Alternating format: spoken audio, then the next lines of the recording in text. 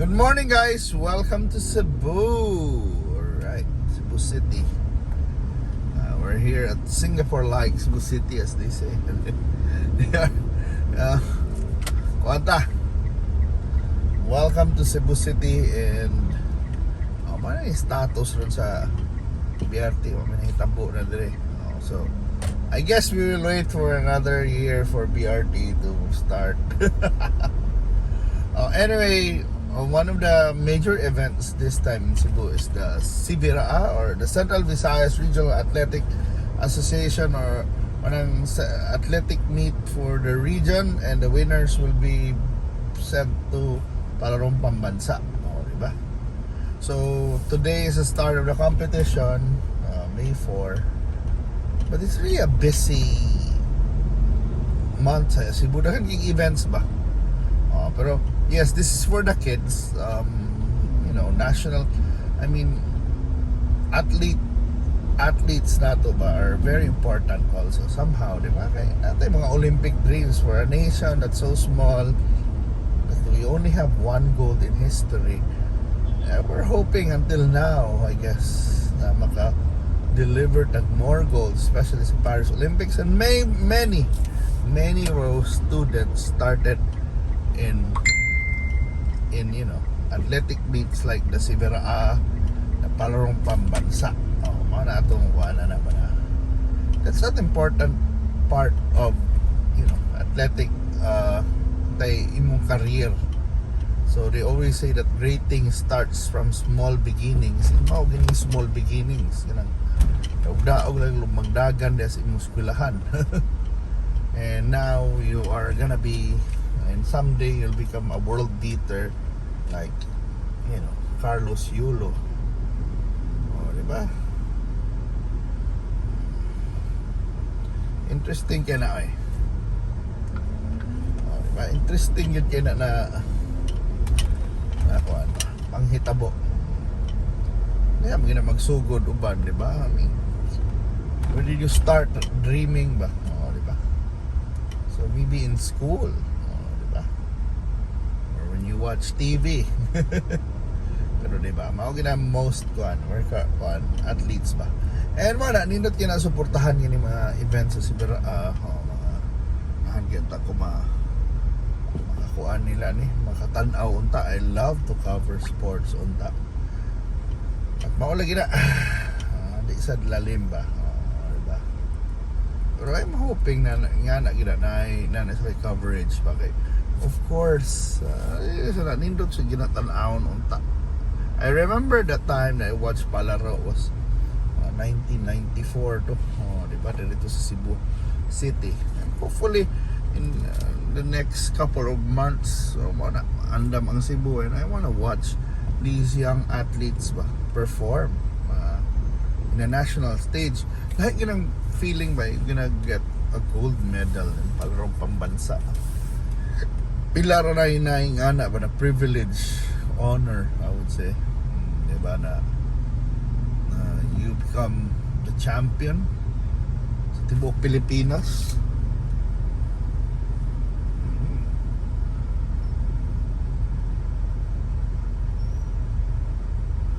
Diba?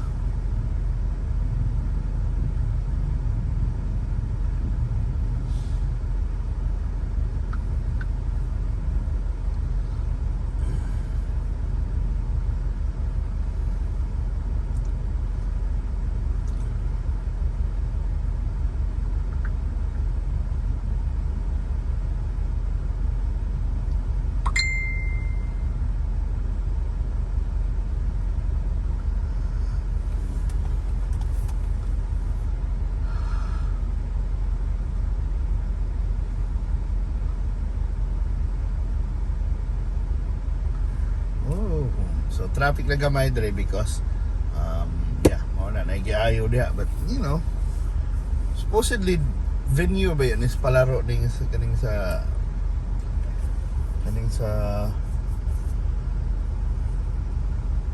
Abellana. Pero kuan man ron, I think, I don't know, the swimming I think will be there.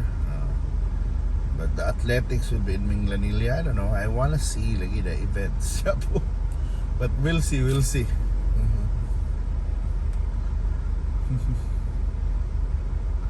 I'm gonna check out the venues like asa ng basketball, volleyball, di ba, mga popular sports, football even. Pero what kabaw lagi kuan manaw na to. And Cebu is hosting it. And I'm hoping na maayo ang pagka-host, and we'll have really good athletes na mapada dito sa palarong pambansa. I mean, Region 7 is it's not really kuan ka ng championship caliber na sa palaro. I think we will nindot ka na ang mga kuan na to normal place nito, mga 3rd, 4th, then 5th. Mag-range lang among the regions. So of course, ang powerhouse would be the NCR, and I think even Western Visayas is quite up one. They have a lot of athletes. They get a lot of golds. Pero ang Central Visayas, nasa tayo mga sports na maayo kita na we have. I think our so may kuan sa Central Visayas. So nata mga dance sport, di ba? Nata mga, of course, mga team sports like basketball, football, even volleyball, may mantana. Pero ang kuan lang is sa mga athletics, of course, or swimming. I think mo ng powerhouse sa Western Visayas. Di ba? Well, anyway, so mauna na hihapon ang daan rin sa Cebu. I mean, because of the delays kada ng itong away-away nila. Hihapon nila man yun. Paong na lang ang issue na paong sa construction. So, lisod kayo.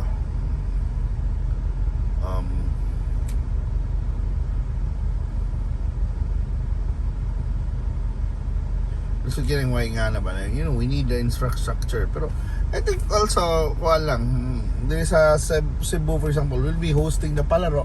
Hopefully we'll have the facilities really that will accommodate to give the best competition sa mga athletes. Kasi may problema sa Pilipinas, di ba? Athletes are running sa mga tracks na not, in a way, let's just say not world-class conditions, di ba? Of course, so, di ba? Mga tracks na to, pila may rubberized tracks dito sa Pilipinas. Mga duanag football, for example, some play, especially if summer, some play in grass, good na, it's like anong grass na naggahi, baka na bang I mean, with the ground, diba?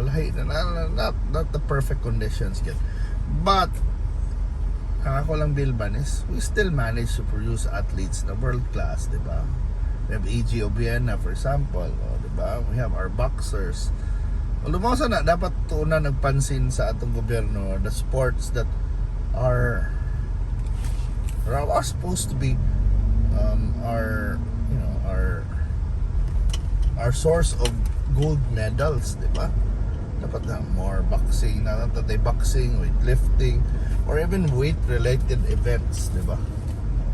Diba? Kaya how can we produce champions na nagkuhan ba? Na natin mga competition na dili mo matter kayo sa world stage, di ba? Hopefully, yeah.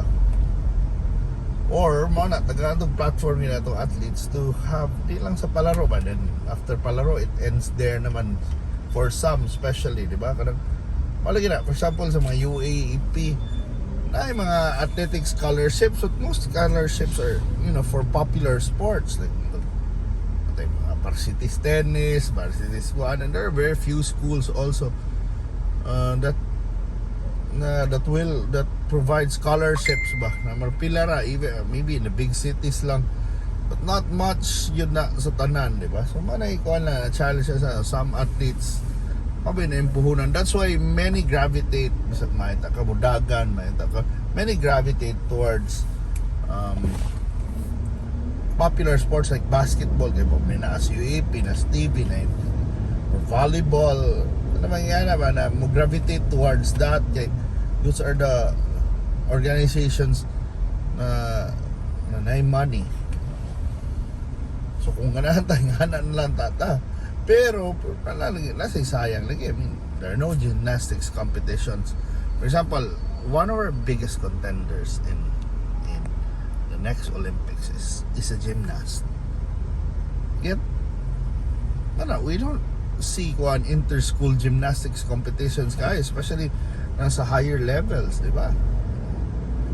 Di ba, dili kayo ba? Dili kay sikat. Some of our best. So ato ko mga athletes na nanas Olympics, weightlifting, di ba? Boxing. May mga na competitions in college kaayo. Di ba? Marabag mas UAP manilabot. Di ba? But those are the sports that are producing medals, Olympians, mga rowing na agi tayo kuan.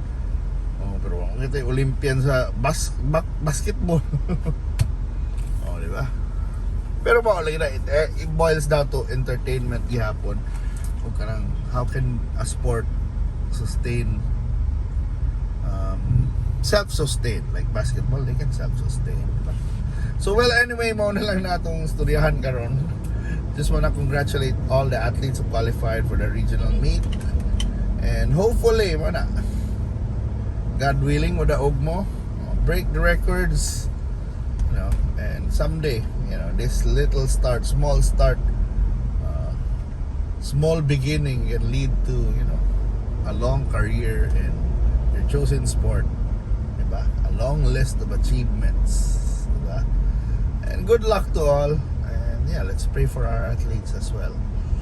Amen.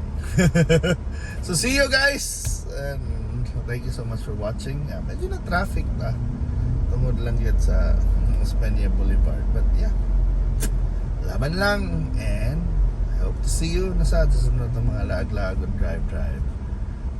Bye.